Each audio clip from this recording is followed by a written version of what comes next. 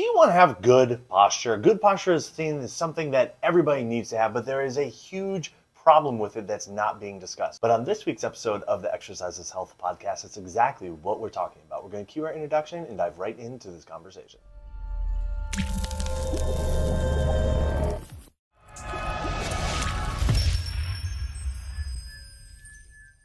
And welcome back, everybody, to the Exercise is Health podcast, brought to you by Muscle Activation Schoenberg. We're your hosts, Charlie and Julie. And today we are discussing this idea of good posture. So many people come in saying, oh, well, I have bad posture, and that's the reason why I have XYZ symptom going on. So actually the solution that I need is to have good posture. But there's a huge problem with this concept of good posture, and that's what we want to talk with you about today. But we want to let you know that if what we are discussing is of interest to you, you want to take action on it, you want to start implementing what we're talking about into your life, that's exactly what we can help you do at Muscle Activation Schoenberg using muscle activation techniques. All you have to do to see our availability and get on our schedule is go to www.matschoenberg.com. On our website, there's a big green button you can click that says Get Started, and you can schedule yourself for your initial MAT consultation and assessment. All right, so this idea of good posture. Look, good posture is something that so many people feel like, oh, well, if I just had better posture, or if I had really good posture, then I wouldn't have this issue with my neck, or my shoulders, or my back, or whatever. But the truth of the matter is, there's a big problem with this idea of good posture, and nobody is discussing it. Now, when you think about good posture, you know that picture that pops in your head, and it's like someone that's standing there or sitting there, and they're like very upright, like their spine is either super straight or almost arched a little bit. You know, their shoulders are really far away from their ears, maximally far away from their ears, actually. That is the picture that we are sold about good posture, and that is the root of the problem about good posture. It's that picture. It's that it's a static picture in one position. Now, good posture, that picture that we just described, is actually a position of relative extreme range of motion for certain joints. And when you're standing there, it's really extreme on the shoulder blades, and it's really extreme on the spine, meaning like it's at the end of range of motion. So it's not like particularly comfortable for your body to sustain there for a long time. And then if you're sitting, it's also going to be a pretty extreme or end range of motion for the hip joint also, like if you're in a chair.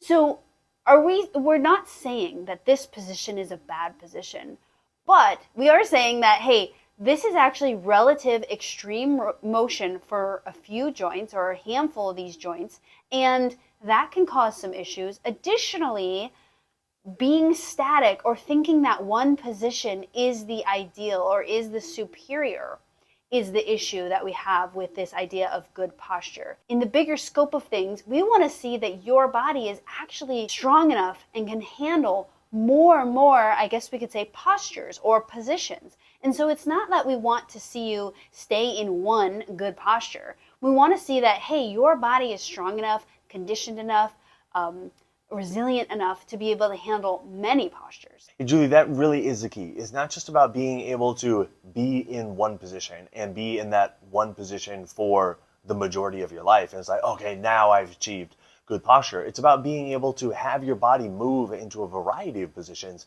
and not have those positions flare you up, not feel vulnerable in those positions, not get injured in different positions. And so being able to maintain a specific position of good posture is all fine and well, but not being able to do that actually isn't the issue. The issue is being vulnerable in all the different positions outside of good posture. And what we see time and again is as we can increase people's strength and as we can increase people's muscle function through a wide variety of positions, not only, one, are they able to attain good posture much easier without them having to consciously think about it, but two, they can move into a variety of positions and not feel like something gets tweaked, not feel like, oh my gosh, my back, there's something just got through, oh, my neck, I just slept funny and now my neck's all, janky. It's like, no. You can do all the things that you're wanting to do. You can bend over, pick something up. You can sleep on your side, without a really thick pillow. You can, have your arms above your head while you sleep, whatever it is. You can go into all these positions. It doesn't flare your body up. And while you're sitting there, if you choose to, you can be, perfectly vertical, flat back, however you want to be, shoulders back, everything like that. And it's not bothersome, and doesn't take a lot of effort and everything like that. Not because you practice going into that position, not because you wear a harness that shoves your shoulders back so they have no other option other than being back, but because you've actually increased the strength and function of your system enough that you can do that and it doesn't take a toll on you anymore. That's right. Like when we think about it, we want to have our bodies to be able to, right, like we were talking about shoulders, be able to go all the way forward, to be able to go all the way back, to be able to go all the way up, to be able to go all the way down, and your spine to being able to handle being fully flexed or crunched forward, and to be able to extend fully back, and to be able to side all the positions of all the joints. The more that you can own, and the more that your body can be strong in and can handle, the healthier you will be. And one of those many combinations of positions is what we label good posture. So the issue with good posture is thinking that there's one position that if I maintain it, most of my issues will go away and maybe I won't age at all. I'm just kidding. Maybe I won't shrink at all, or whatever good posture is supposed to bring about. But really what it is saying, hey, we need you to be able to handle a lot of positions. One of those being the label of good posture, but also knowing like, hey, if you sustained and stayed in that description of good posture for hours, it would feel pretty bad. And knowing that like that is normal. It's just like saying like, hey, if I sat in the car for 4 hours, I should be a little sore and achy from sitting in the car, because it's a stationary movement. It's a position, versus saying, hey, I was able to move, I can move in different ways, I can hold my spine in different ways, and that are good postures or appropriate postures for your body. So a big mindset shift we want you to have from hearing this information is away from this idea of, well, I have different aches and issues and tightnesses and everything like that because I don't have good posture. Away from that concept and recognizing that it's not about not being able to get into one stationary posture position, but rather the aches, the tightnesses, the issues that you may be experiencing are all indications of different vulnerabilities in a number of different postures. It's not an inability to get into one posture. It's vulnerabilities getting into a number of different postures. And because of that, there's a lot of different compensations that are constantly having to take place throughout your body. Some muscles having to tighten up, some muscles having to overwork. And all of a sudden, we're getting this achiness, we're getting this tightness, we're getting these fatiguing feelings. And outside looking in, somebody looks and say, oh, well, it's because you can't get to this one position of good posture. It's like, no, actually, it's because there's a lot of different components that aren't functioning well. And when those get functioning better, maybe you can get to a position of good posture, but it's not the one position of good posture that's going to, quote unquote, save you or fix everything. It's cleaning up all the little things along the way that are contributing to, your posture as a whole. So let's jump in how you would like approach this, right? Because I think a lot of posture people, at least what I'm exposed to, is like, well, just try to stay in good posture more, or like use like a posture strap to like posture yourself better. So it's like, okay, well, if we're not going to do that, then, and we're going to approach this idea of like, hey, let's create more and more postures or positions that your body can handle and be strong in. How do we approach doing that, right? The first thing is going to be thinking along the lines of, how can I make all of my joints as strong as possible in as many positions as possible, right? So kind of like how I was saying before, hey, we want to see that like your hip doesn't just stay in a perfectly hip flex position, like seated good posture. We want to see like, hey, your body's really strong when it's flexed. Your body's really strong when your hip is neutral. Your body's really strong when it's hip extended. Or your trunk is really strong when it's bent to the side, and it can handle that. Your trunk is really strong when it's bent to the other side, and it can handle that. And when you're building this almost repertoire of motions and positions that your body can handle really well, that's when you feel like movement is fluid and that I can handle a lot of different positions and or postures. So the first thing that we recommend people do if they feel like they're not able to handle a lot of postures, they're not able to sleep in a lot of positions, they're not able to sit in a lot of positions that are comfortable, is to find your local MAT practitioner and get on the MAT table. Muscle activation techniques is stellar and amazing at finding the muscles that you can't just be like, oh, squeeze and turn on. The ones that you're not accessing right now. Muscle activation techniques does a deep dive into your system to find what muscles are not functioning properly, causing other ones to tighten and pinch and feel funky. And really, those tight muscles and those preventing muscles are what keeps you from being able to handle a lot of positions. So with MAT, we get all muscles working as best as possible so that you can handle motion, joint mobility, joint strength as much as possible. Yeah, this is really a key first step, because if you go in and just start doing like postural exercises or whatever it is, but you have a group of muscles that isn't working well, that your body's constantly compensating around, what ends up happening is the muscles that are already functioning well, that aren't issues, they just have to keep overworking and overworking and overworking, and eventually they become symptomatic. Eventually they become overworked. Eventually they become tight and achy, where the muscles that you're not able to access, they're just still by the wayside, not doing anything, because at this moment you're not able to access them. The difference with MAT is you're able to go in and reestablish that access, reestablish that connection. So the muscles that right now are currently unavailable to you, they become available. So then when you go and you do your posture exercises, your corrective exercises, your whatever exercises, now all of a sudden you have a full playing board available from a muscle perspective of things that of muscles that you were able to use, muscles that you were able to access and connect with, and you can actually strengthen your body in the way that you're wanting to strengthen, which leads right into step number 2. Is first we're going to get the muscles active with MAT, find what isn't working well, get it working better, and then we're going to build upon that activation, build upon that strength with traditional strength training. Now, traditional strength training, we like to think of it kind of like as a rehearsal of all these positions that we're talking about. It's practicing building strength in the motions that each and every joint and muscle can do and handle.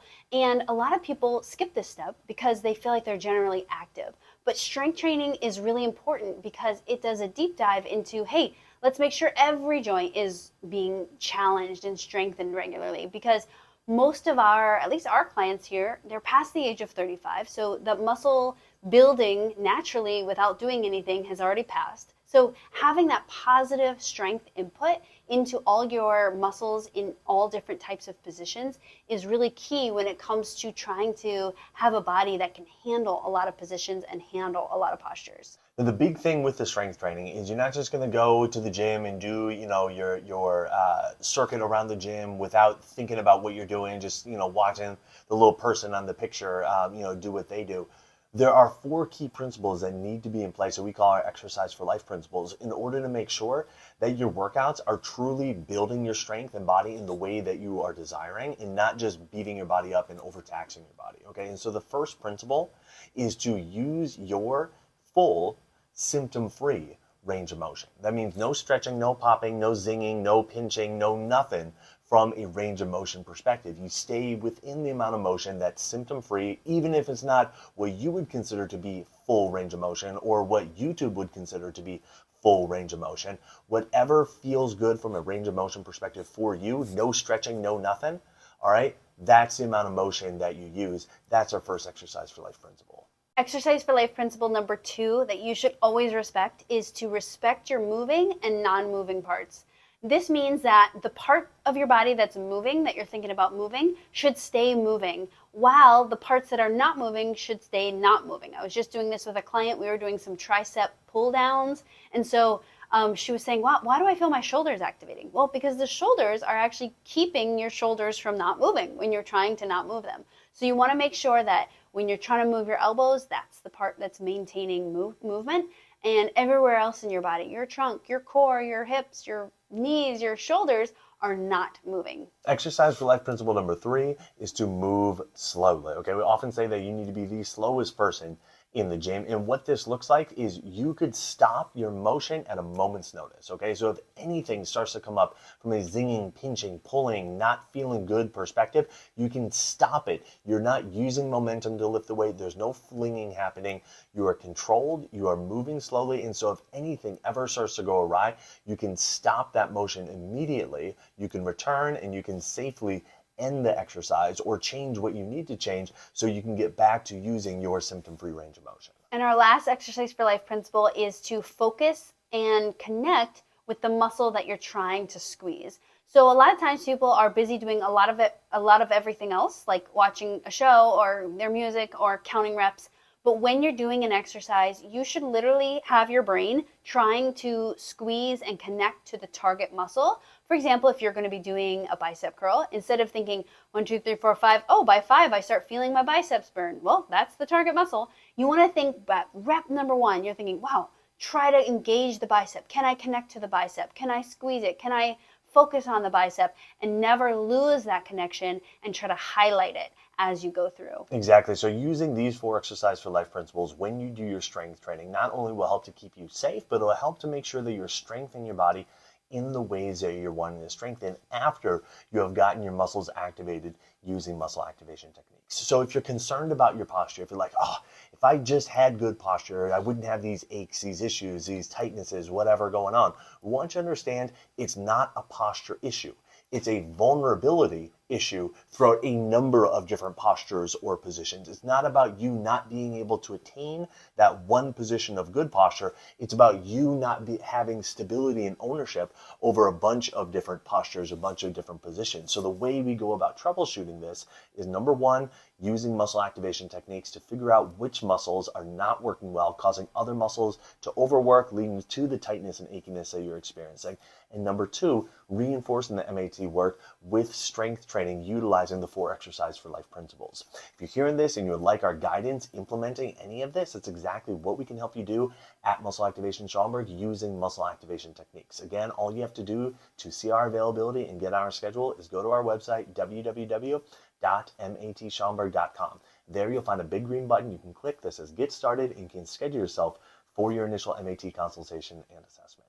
Well, thank you so much for tuning in, everybody. Share this episode with somebody that's really obsessed about their posture. It feels like, oh, if I could just get my posture better, everything in my life would be better. Share this episode with them so they can understand it's not about trying to attain the one good position of their posture. It's about cleaning up all the vulnerabilities in all the other areas of their posture, all the other positions that they get into. But thank you for listening, for watching. Be sure to like, subscribe, give us a rating and review, and we'll talk with you all next week. This podcast is for information purposes only. The statements and views on this podcast are not medical advice. This podcast, including Julie and Charlie Gates, disclaim responsibility for any possible adverse effects from the use of information contained herein. Opinions of guests are their own, and this podcast does not endorse or accept responsibility for statements made by guests. This podcast does not make any representations or warranties about guest qualifications or credibility. This podcast may contain paid endorsements or advertisements for products or services. Individuals on this podcast may have a direct or indirect financial interest in products or services referred to herein. If you think you have a medical issue, consult a licensed physician.